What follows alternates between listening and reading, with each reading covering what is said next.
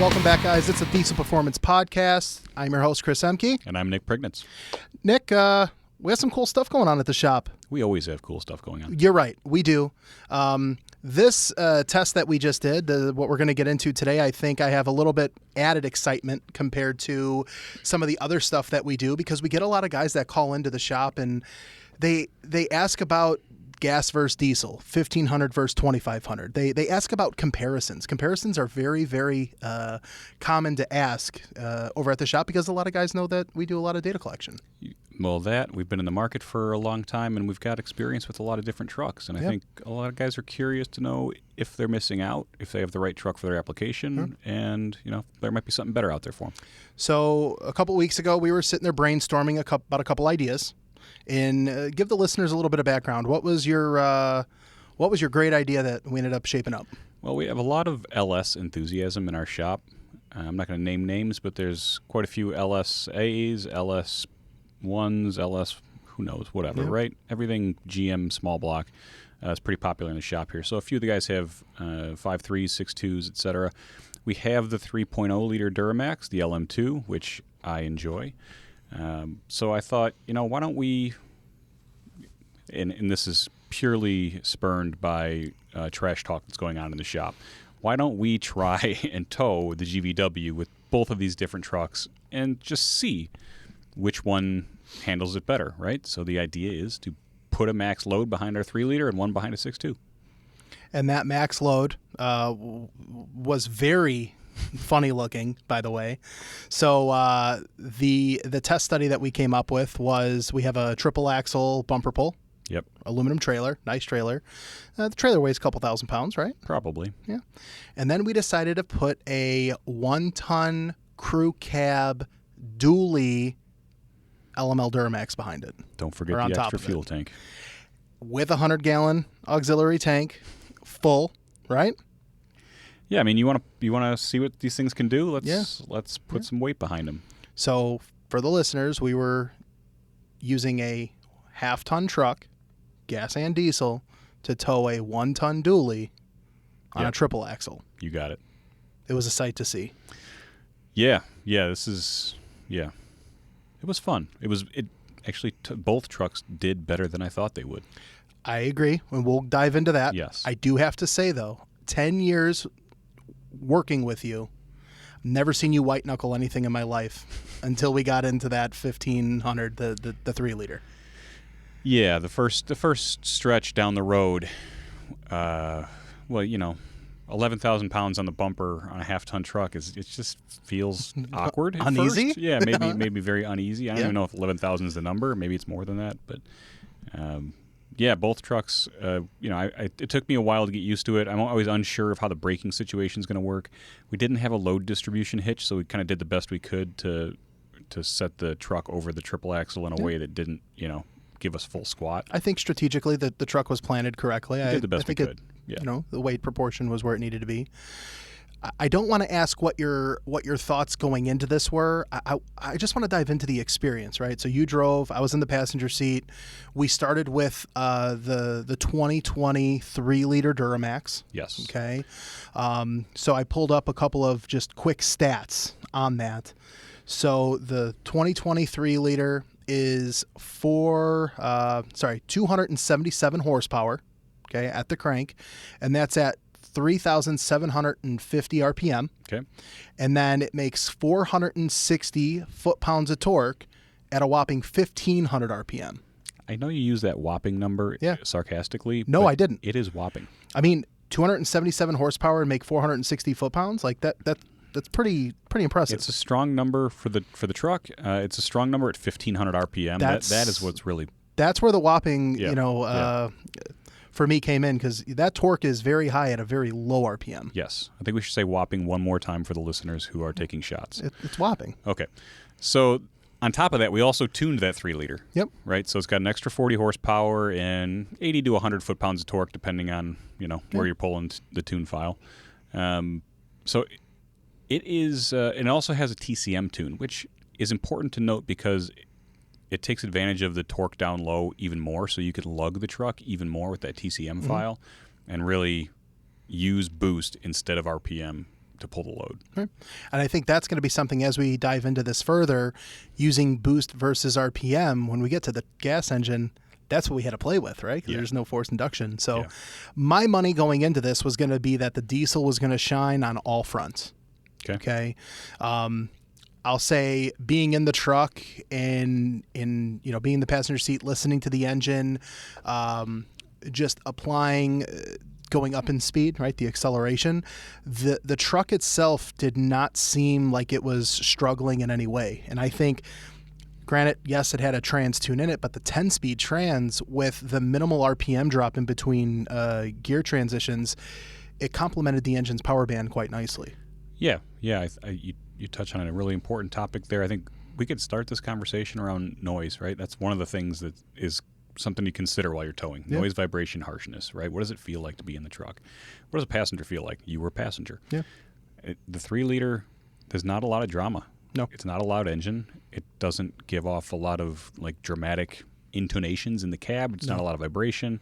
If the missus is in the passenger seat, I really don't see anybody raising an eyebrow with you using the power. No, there was no abnormal feeling in the truck. No. It was very pleasant. No hard shifts, no abrupt downshifts, nothing weird like that. Everything was very refined. We ended up going through a couple of small towns, some stop and goes. I mean, we definitely got some odd looks from the loop was 23 miles, 25 miles. A lot of weird looks. Yeah. That truck pulling a 3/4 or a 1-ton truck. But yeah, NVH on that one was solid. Why don't we talk about noise vibration on this 6.2?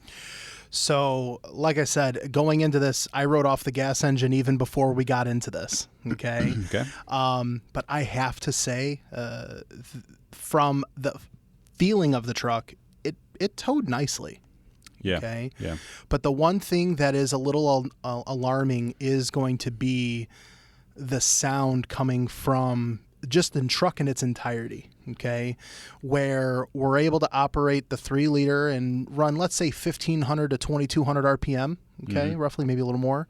The gas engine, man, I mean, that thing was singing 4,000 or 5,000 RPM pretty consistently. Certainly getting onto the pulling onto that 2-lane highway, so pulling off of Franklinville onto 176, where I needed to get up to speed with traffic. The 6.2 needed over 4,000 RPM just to get up to speed with traffic. Yes. The 3-liter could do it with, like you said, about 2,500 RPM, 2,700 RPM maybe, and that 3-liter felt a lot more composed in the process. The 6.2 is a noisier engine. Of course. Some people like that. I enjoy, on a 23-mile drive, like I enjoyed a little pipe. It's not a big deal. A little extra MagnaFlow in my life. If you were to go 8 to 10 hours, I think that would be a little laborsome. Yeah, certainly if you were in the hills at altitude or going for a really long tow, I think that would get old. Yeah. No, I would agree with that. I think the pleasure of being in the truck and driving it long distance, I don't think guys ever talk about comparing sound in engine operations. Sure. But I think as you're talking about the towing experience or just the driving experience, that holds a value. It plays on your senses, man. It does. It wears you out after a while. 5 hours listening to something sing, you're going to be tired of it after a while. So another big thing that we tested back and forth was mileage. Okay. Yep. Anybody that's probably a majority of our listener base, we're more diesel oriented. So there's a natural expectation that the diesel engine is going to be more efficient than getting into the gasoline engine. But man, I was a little surprised about the difference between the two. You were expecting a big difference. I mean, there was a big difference in mileage. There was. I don't think we need to hold out here.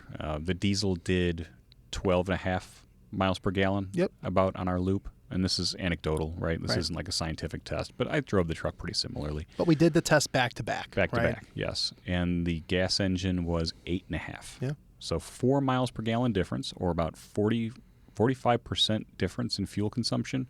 I did that math 2 weeks ago on my phone, so it might be off by a couple percent. Yeah, we're in the ballpark. That's a lot of fuel, man. That's a lot. That's a lot of stopping. So I guess when you back into some of this, and might I add, the gas truck was tuned. Okay. Yeah. So the gas truck, it's an 8-speed automatic. 6.2, LS, LT, whatever. I think it's LT engine in that. If I'm Sure, not yeah, it's a mistaken. direct inject, I believe. So yeah, LT. The power gains are not anything to write home about, but then again, the 3 liter, like those power gains aren't really crazy to write home about either. You probably pick up 15, 20 horsepower, something I would expect out of one of the LTs. Yeah, I mean, exactly. The power gains on the gas engine, not spectacular, but it starts with 420 horsepower and 460 foot-pounds. It's just that power is only available at 5,600 RPM, and that torque is available at 4,100 RPM. So Correct. You have to use the engine. You have to use engine You're using speed RPM. to get it. Yeah. That thing's thirsty when it's up there. Oh, now another thing too that I noticed, the happiness of each platform once we were done with our drive. Okay. We get back from the 23-mile loop with the 3 liter. You shut it off. No unpleasant smells. No odd crackling. No, just the truck did exactly what it was supposed to. Sure. You get back with the 6.2, and you could smell that the cats were hot. You could tell there was some crackling going on as the temperatures were starting to come down. You could just tell that the gas engine was working a little harder, I would say, compared to the diesel. Yeah. I would say if your daily use of this thing, like I just don't see reliability-wise, you're putting a lot of heat into that system. Yeah. I'm not saying it can't take it. I don't know. I'm not the engineer on the deal, but like you said, anecdotally, walking away from both trucks, that gas truck was hot. Yeah. And the diesel just did not seem to be as phased by it. So if you were to the guys downstairs, right, to the guys that have the beef right now, there's a couple of our guys in the shop that are in the turbo department that have 5.3s, and there's a couple guys with the 6.2s. There's a couple guys with 6 liters. I mean, there's an array of LSLT stuff downstairs. What would be the deciding factor for you as an end user if you were in the market, you weren't looking for a 3/4 ton, you weren't looking for a 1 ton, you knew you were going to do a 1/2 ton truck? Yeah. What would be the deciding factor there? It would be how often I towed, I think, and how far I towed. Like, let's say I have a camper that I pull with this thing, and I pull it weekly during the summer, and I go for 4 or 5 hour trips. I really think the 3 liter is the winning platform for that. I think if I have a bass boat that I take out once a month, the 6.2 is fine, or the gas engine's fine. And even if you're, it's not that the 6.2 can't do the job. It's just 4 or 5 hours or more at that weight, and especially if you have a camper that's like a wind brick, and you're really using the thing. Yeah. I mean, you're going to be stopping for fuel a lot. I just, as you say that, I'm thinking, we had an open trailer with a truck on top of it. I couldn't imagine having an enclosed trailer or a camper where it's more blockier, it's a flat face. Yeah. That would just make that driving experience that much more unpleasant, I feel. You're gonna take that penalty in fuel. Even engine harmonics, again, backing into that. Yeah, for sure. The guys downstairs, the first thing they want to know, though, is performance. Okay. Right, because that's where the shit talking starts. Oh. So it's important to know that when we test a vehicle and we ask to use your truck for a test, that we are going to run it 0 to 60 regardless of the load behind it. So regardless of the 11,000 pounds that's hanging off the bumper. Yeah, no, definitely. I mean, it's not your truck. What do you care? So well, I have to fix it if I break it, I'm sure. So the 3 liter, we did the test 0 to 60 with the weight behind us. What did the 3 liter come out to? 3 liter was 20 seconds flat to 60. 20 seconds flat. I always joke around the few times I've gone sled pulling, right? Prior, I never really thought that sled pulling was an exhilarating thing, because you're not really going fast. You're not doing much. Sure. And then you get behind the wheel of a sled pull truck and you yank the sled, and it's a rush. Equal to an 11,000 pound behind a truck, flat footing it from a standstill from a 0 to 60. It's a different type of feeling. It is. It's a lot of emotion crammed into 20 seconds, and you wouldn't think it'd be a white knuckle experience, but it certainly gets the blood going. So 20 seconds flat. 20 seconds flat. Now we get into the 6.2. Yeah, full song, man. That thing was screaming. The thing was singing. Thing was singing. Yeah, I think we should play that right now. Play it.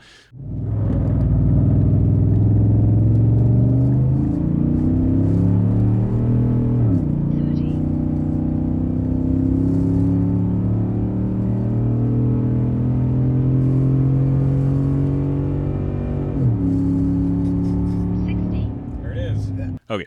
So the 6.2 goes 0 to 60 in 17 seconds. Wow. So 3 seconds faster 3 seconds faster, 0 to 60. than the diesel. Which 17 to 20, I was expecting like, I don't know, 12, 13. Like I was expecting like, I don't know why. I was just expecting a bigger difference. You thought the gas was going to do it quicker? I did. Really? Yeah. Especially with the 8-speed. I mean, you have a kind of a slug out of the hole a little bit, in first gear. But once that thing gets wound up, like it's not dropping RPM very much. No. And it's right at 6,000, shifting at 5,900 or whatever.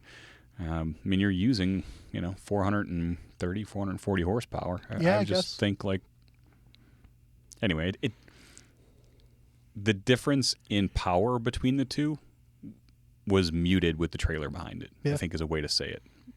Empty, the 6.2 is a faster truck. Like, no doubt about it. Yeah. And certainly loaded, the 6.2 is a faster truck if you're willing to use all the throttle. Yeah. Driving the truck, the 3-liter has the feeling that it has every bit as much power as a 6.2, if not more, because the torque is there early. It's disguised. Yeah. I think the 10-speed versus the 8-speed has a role in that, and keeping the engine right in its power band and having it be turbocharged nonetheless and taking advantage of low RPM, like you said, and utilizing the turbocharger. It all kind of goes in hand. Because, I mean, if I were to get behind the wheel of both trucks, the first thing that I would say, not knowing power numbers, is that the 3-liter is more powerful than the 6.2. But when you're driving the vehicle around town, you're not using 4,000 or 5,000 RPM worth. Right. So when you're playing around in the 1,500 to 3,000 RPM window, I mean, the diesel engine is going to shine for that particular And we were operation. able to keep the 3-liter in that window most of the time driving it. Yeah. 1,500 RPM, the truck had more than enough snort to keep the load at speed and to accelerate slightly, keep up with traffic. I really didn't find it downshifting until we got on the grade. Yeah. So I was impressed. No. And I wonder what's going to happen. I know, you and the guys downstairs, the engineers and the turbo department side of things, there's been some discussion about, maybe doing like a 3-liter turbo and some other upgrades on that, which, maybe we're going to have to revisit this test. I would love to. I would love to revisit this test with a little more power in the 3-liter. The packaging on the 3-liter, I wish was a little different design to kind of facilitate a compound turbo. I think that engine would have been beautiful. So the turbocharger reversed the way it is just not very practical for modifications? It's not so much the turbocharger placement as the DPF placement and all the EGR stuff. They packaged everything so tightly in the engine compartment to minimize heat loss, I think, that it'd be very tough to engineer anything else in there. I could see that. I mean, considering that it's an inline engine, and coming from, like we've had a 6.7 Cummins truck with compounds and full emissions, it's really disturbing to think that a factory 3-liter Duramax engine compartment is packed tighter than a 6.7 Cummins with a full emission system and compounds. Yeah. Well, I like where your head's at. That's a good comparison. In the Cummins Ram, the canister's underneath the truck. Yeah. And on the 3-liter, it's not. Everything's right there. Yeah. So that's kind of the struggle. I'm not saying it's impossible, but it's certainly would be a challenge. I think it'd be maybe if we can talk Worley into it. It might be a team effort. But the truck has great response the way it is. Tuned, it's really pleasant to drive. I think for the everyday user, like it's a good fit. I'll say a lot of the things that I liked about the smaller engine, the 2.8, right, the Colorado. I've always been a big fan of the power delivery of that engine. Okay. Never a fan of the size of the truck. Yeah. And I feel like the 3-liter is just like its big brother. It is. It drives very similar. Power delivery, torque output, that kind of thing. Just the power band of the truck, it's very similar. It is. But you get it in a full-size truck. Yes, the full-size cab is nice, and I think it's also a smoother engine. I definitely agree with that. Yeah. What else do we have to say about this topic? Is there any parting thoughts that you want to leave? Or what? I mean, you asked me what I thought about which truck would I pick. Like, is there one that I will That'll be say your that deciding factor. I am biased towards the diesel application, right? Like I live in a world where if you have a pickup truck, it has to be diesel, Sure. right? And it's a weird thought process that like I've kind of always had. Okay. But I will say that the 6.2 very much impressed me from the pickup power under a load. Granted, the 6.2 that we drove had an exhaust system, so it had a little bit more of a distorted, audio Audible, to it. yeah. The audibility was a little bit more.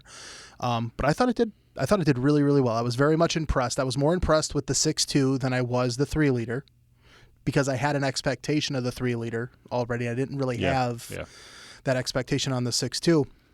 But if it was me, I mean, I would have to lean on the 3-liter for that. All right. So well, that's just honesty, man. I appreciate that. And, now Justin, the owner of that truck, is talking about doing some upgrades to that as well. well, I mean, around here it's never enough, right? Nope. A supercharger, or a turbo on it, or whatever. And Yeah. I mean, the LS or LT motor is a totally different animal at that point. Totally different animal. So it'd be cool to But play there's with. going to be a lot of heat there, also. Yeah, and that that's would true. make me nervous. Okay, so no loaded 0 to 60. Then you're saying? I mean, it's not my truck.